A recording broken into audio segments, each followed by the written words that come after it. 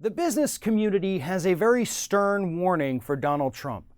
If you follow through with all of your campaign promises to get rid of all of the illegal immigrants in the United States and build a wall and stop immigration into the United States, the economy is going to suffer greatly. And they're actually not wrong. A coalition of people, including Michael Bloomberg and even Rupert Murdoch, is telling Donald Trump right now that you cannot follow through with your mass deportation plans because the economy in the United States actually depends not only on immigration, but at times on illegal immigration or migrant workers, people on work visas, things like that, who come for a few months, do some jobs, and go home for a few months. The economy absolutely needs that. And if you don't believe me, take a look at what happened in the state of Georgia a few years ago.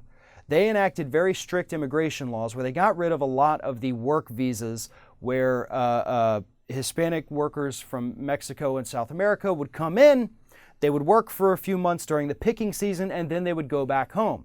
State of Georgia decided, no, we want those jobs on those farms for American workers. We're going to do away with this program. Well, as it turns out, it was a disaster for the state of Georgia because they could not fill all of those positions, and therefore many crops were left rotting in the fields. Farmers had to seek federal assistance financially because they weren't making any money because they couldn't get all their crops picked and sent to market.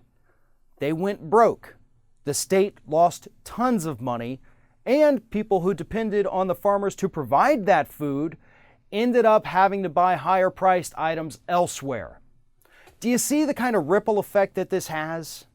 Look, illegal immigration needs to be stopped. We need to find a better path for that. I don't think anybody's going to disagree with that. We can't just say everybody can come here legally, illegally, it doesn't matter. I get that.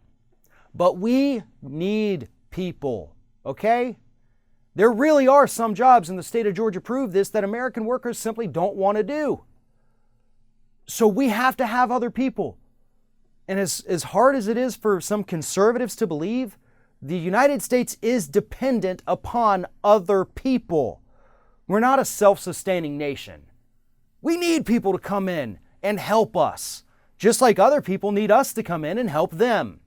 It's how the world works. It's basically a big giant community of people helping each other. Republicans don't seem to understand that.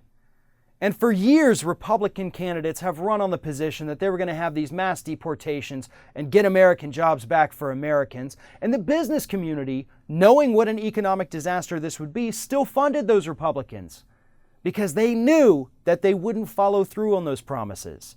But with Trump, they're terrified because they know that he would. And that's the difference here. And you know, to be honest, I have no sympathy for these millionaires and billionaires, business leaders who are saying, please don't do this with mass deportation. It's going to destroy our economy and our businesses. You get what you pay for, guys. You've been pushing Republicans who use this talking point to drum up xenophobia to drive people to the polls for decades. And now that you might actually get your wish, you're scared? I think a lot of people in this country, millionaires, billionaires, people on Obamacare, people living on Social Security, are finally starting to understand that their votes have consequences. And as much as it pains me to say it, I have no sympathy for those people who continuously vote against their own self-interest and find themselves in an unfortunate position because they didn't think it would ever happen to them, voting for the person who would promise to do what would destroy that particular person.